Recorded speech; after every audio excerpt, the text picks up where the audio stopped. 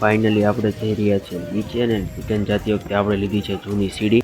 તમારે ગિરનારની સુંદરતા અને કુદરતી વાતાવરણનો અનુભવ કરવો હોય તો એકવાર જૂની સીડીએ જરૂર આવજો।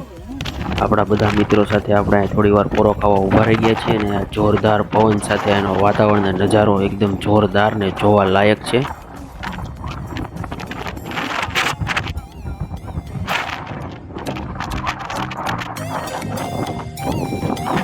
જૂની સીડીએથી ઉતરતી વખતે આવા નજારા સાથે તમને આવા ચોખ્ખા પાણીના ઝરણા પણ ઘણી જગ્યાએ જોવા મળી જશે અને આનું પાણી એકદમ ઠંડુ ને ચોખ્ખું હોય છે।